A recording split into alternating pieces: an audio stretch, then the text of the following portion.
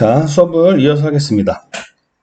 자, 라돈의 개념, 발생원, 그리고 건강에 미치는 영향, 생활환경 문제점 간단하게 저희가 영상으로 확인할 수 있었어요. 그리고 보면은 내용을 한번 간단히 정리해 볼게요.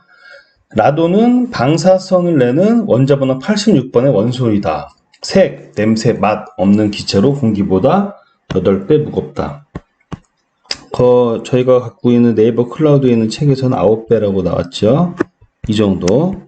그냥 공기보다 상대적으로 무겁다는 얘기입니다. 지각을 구성하는 암석이나 토양 중에 자연적으로 존재하는 우라늄과 토륨의 방사선 붕괴에 의해서 만들어지고 라듐이 붕괴했을 때 생성이 된다. 지구상 어디에나 존재한다. 중요합니다. 어디에나 존재해요. 그래서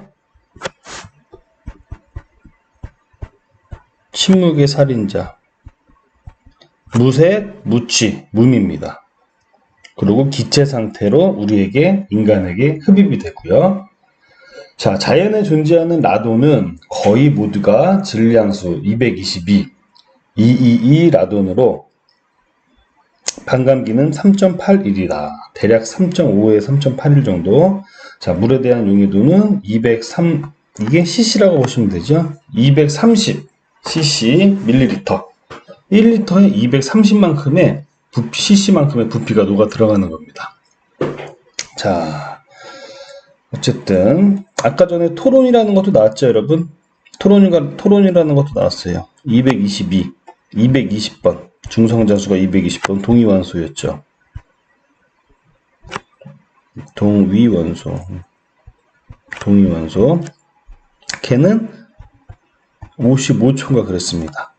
자, 상대적으로 55초 이런 반감기라는 게 뭐냐면요. 여러분 처음에 100이라고 있으면 100에서 50, 25, 12.5, 6.2 쭈쭈쭈 줄어들 거잖아요. 요만큼씩 걸리는 시간이에요. 반으로 줄어드는 시간. 얘는 55초니까는 상대적으로 훨씬 빠르죠. 얘는 약 4일 정도 되니까 상대적으로 느리고. 그러니까 222 라돈이 인체에 더 노출될 수 있는 가능성이 높다는 이야기입니다. 자, 발생원.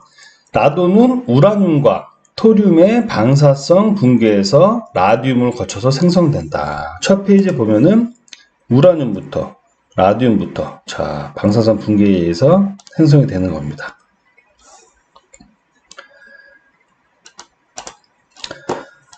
그리고 라듐은 토양이나 콘크리트, 석고보드, 성면 슬레이트 등 건축자재의 중에 존재한다. 건축자재. 이런 게 다 그 토양을 이루는, 지구를 이루고 있는 물질들이잖아요. 다 토양, 흙 갖다가 만든 거죠. 베이스가 건축자재에 존재하는 거예요. 지각에서 생성된 라돈은 암석이나 토양의 틈새에 존재하다가 확산 또는 압력 차이에 의해 지표 공기 중으로 발생된다. 틈새에 존재하다가 확산, 압력 차이에 의해서 공기 중으로 발생한다. 여러분 실제로 우리가 살면서, 집에 살면서 가장 고농도로 한 번에 집중돼서 고농도 집중돼서 노출되는 경우가 언제인지 아세요? 샤워할 때입니다. 샤워할 때 분무기가 아니라 뭐죠? 이거 샤워기가 있으면 씩 하고 나오잖아요. 샤워기에서, 그죠? 이때 물이 물속 지하수에 존재하거나 이 건축자재 중에 존재하는 것들이 한 번에 압력 차이에서 확 공기 중으로 확산이 돼요. 확 방출이 됩니다. 그래서 샤워할 때 가장 고농도로 집중적으로 노출된다고 해요. 슉 하고 이때 막 공기도 나오고 막 하죠. 자, 어쨌든 참고로 아시면 되고요.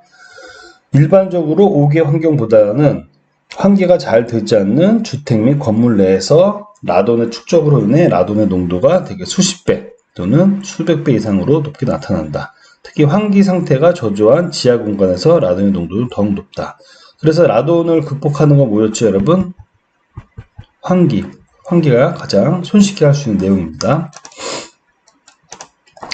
또 지질에 따라서 농도는 다르지만 우라늄은 어디에나 있다. 그러므로 우라늄이 여러분 지구의 어디에나 미량으로 다 넓게 퍼져서 존재하고 있습니다. 지각 안에. 그러니까 우라늄 붕괴에서 라돈이 나오는데 지구 어디에서나 농도의 차이는 있겠지만 어디에서나 발생할 수 있다는 얘기예요. 라돈은 토양 속에 빠짐없이 포함되어 있고 우라늄에서 라돈가스 상태로 생겨나 지층의 틈을 통해서 지표로 나온다. 가스 상태로. 라돈은 80에서 90% 토양이나 집안의 암석에서 발생된 라돈가스가 건물 바닥이나 벽에 갈라진 틈을 통해 들어온다. 이걸 그림으로 보면 여러분 이렇습니다. 자, 미세한 틈만 있어도 어디든 들어갈 수 있다라고 했어요. 그리고 요게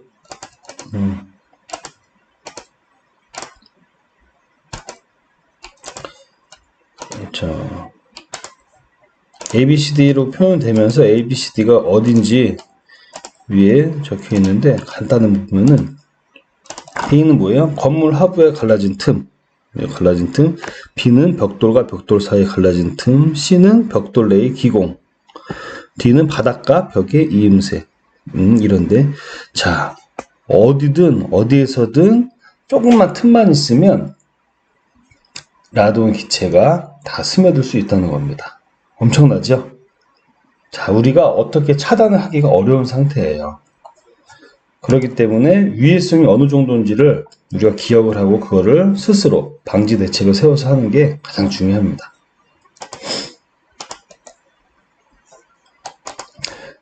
자, 건강에 미치는 영향 및 관련 질환. 라돈은 대부분의 국가에서 자연 방사선으로부터 전리 방사선 피폭 중 가장 큰 부분을 차지한다. 자연 방사선부터 전리 방사선 피폭 중에서 자연적인 것부터 전리되는 것 중에서 가장 크다. 자연적인 우리가 살면서 인간이 살면서 엑스레이도 찍고요, 비행기도 타고요, 뭐도 하고요, 방사선에 노출이 조금씩 되거든요. 사람이 그 중에서 50% 이상 차지하는 게 라돈입니다, 여러분. 사람이 살면서 자연적으로 거기 노출되는 게. 인체 노출 경로 중 약 95%가 실내 공기를 호흡할 때 노출되는 것이며 이 밖에 라돈이 들어있는 지하수를 사용할 때 노출될 수 있다. 라돈은 가스입니다. 가스. 제가 아까 처음에 금속이라고 잘못 얘기한 기억이 있는데 가스 상태예요. 라돈은 가스이기 때문에 그 자체가 인체에 영향을 미치지는 않지만 자, 호흡을 통해서 들어오는 거죠. 노출이 호흡을 통해 체내에 흡수되고 폐에 들어오면 기관지나 폐포에 침착하고 대부분은 호흡을 하면서 들어왔다가 나가요. 하지만 일부는 폐에 침착이 되는 거죠.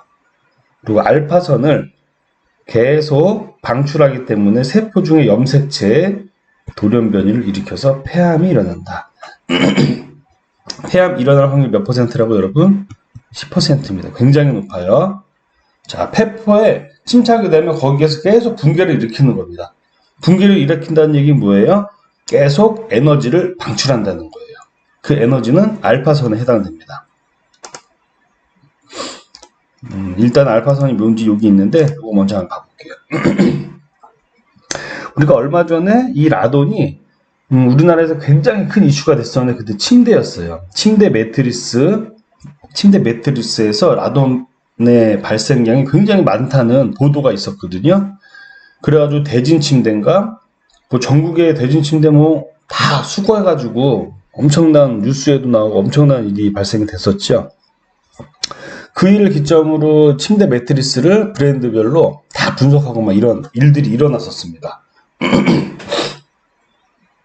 그래서 여기 보면 대진 침대 매트리스 7종 연간 피폭 선량 조사를 해봤어요. 자, 모델명 다 대진 침대에서 나오는 모델 7종입니다. 라돈 이만큼, 토론 이만큼, 라돈과 토론 합산한 게 이만큼이 나왔어요. 근데 여기 보면 생활 주변 방사선 안전관리법 기준치가 연간 1 밀리시버트입니다. 1 정도라고 보시면 돼요. 근데 어떤 거예요, 지금? 이 1을 기준으로 다 엄청나게 많이 높죠. 대충 9배, 8배, 7배, 4배, 1.5배, 거의 2배. 우리가 1년, 죄송합니다. 우리가 1년 동안 자연적으로 방사선을 노출이 됐을 때 허용할 수 있는 수치가 있거든요.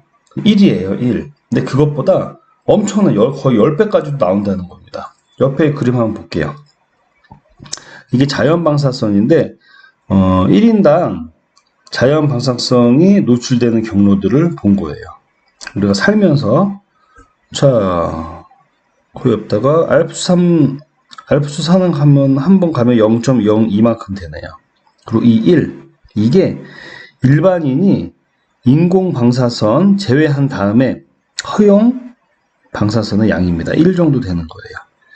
우리가 생활하는 거니까 여러분 암 치료도 있고요. 저기 엑스레이 찍는 것도 있고 시트 촬영도 있고 비행기를 타는 것도 있고 다 있어요. 근데 자연적으로 허용하는 건 1이라는 거예요. 1을 다 넘죠. 엄청나게 조금 우리가 경각심을 가져야 되는 내용입니다. 자, 그래서 이게 라돈 같은 경우는 알파선을 계속 방출한다고 했어요. 알파, 베타, 감마선들이 있는데 이 차이를 볼게요. 에너지 차이라고 보시면 됩니다, 여러분. 알파, 베타, 감마선들이 있습니다. 자, 알파선 같은 경우는 얇은 종이 A4 용지만 있어도 방어가 돼요.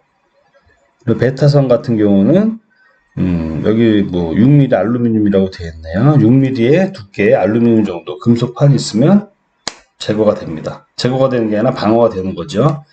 그리고 감마선 같은 경우는 콘크리트 두께, 납이나 콘크리트 같은 걸 두께가 있으면 그게 방어가 되는 겁니다. 자, 어쨌든 알파, 베타, 감마가 우리가 일반적으로 보는 건데 여기서 라돈은 알파에 해당되는 거예요. 이게 보면은 이거는 물리학과 다니시는 분들은 훨씬 더 저보다 많이 아실 것 같아요. 이게 에너지고요. 에너지 차이. 이게 파장으로 보시면은 에너지가 낮으면 낮을수록 파장은 이렇게 되고요.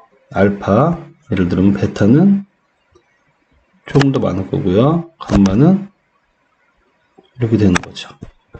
여기가 어떤 벽이 있다고 칠게요. 자, 이게 피크가 피크를 칠 때가 주먹으로 한 대씩 팡팡 친다고 생각해 볼게요. 여기에는 주먹으로 팡 4번 정도밖에 못 쳤죠. 자, 얘는 피크가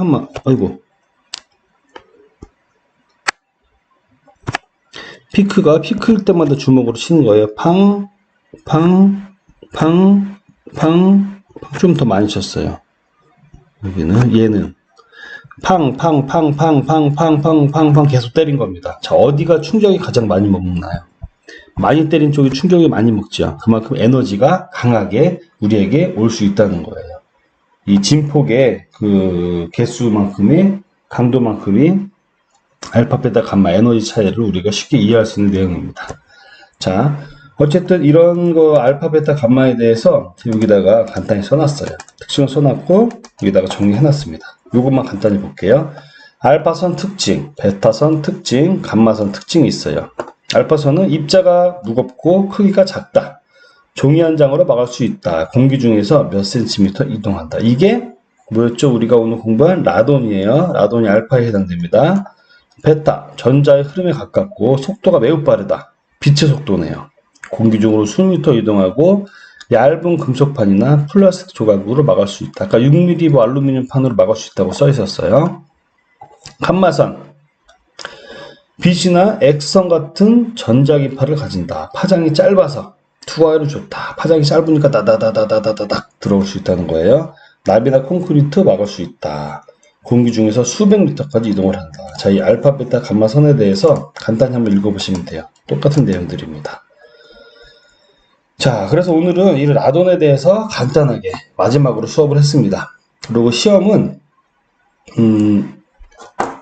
제 기말고사죠. 기말고사가 15일부터니까 시험은 20일 날 보겠네요. 자, 이 클래스에 다시 공지할 거고요. 시험 보는 방식은 이 클래스에서 시험 보기 들어와서 이 클래스 상에서 볼 겁니다. 그리고 강의 시간 내에 볼 거고요. 입장도 이 안에서 자유롭게 할 수 있고요. 자, 여태까지 수업했던 내용을 한 번씩 쭉 읽어봐 주시고요. 이런 기본 개념들은 꼭 기억해 주시는 게 좋을 것 같아요. 이 기본 개념들. 지구가 언제 존재하고, 우라는 모토도 오고, 이런 내용들. 여러분들 읽어보시면 크게 어려움이 없을 겁니다. 자, 그러면은 기말고사 잘 보시고, 자세한 시험 일정이나 이런 내용은 제가 이 클래스에 공지를 하도록 하겠습니다. 자, 오늘은 라돈에 대해서 수업을 했고요. 여기까지 하겠습니다. 고맙습니다.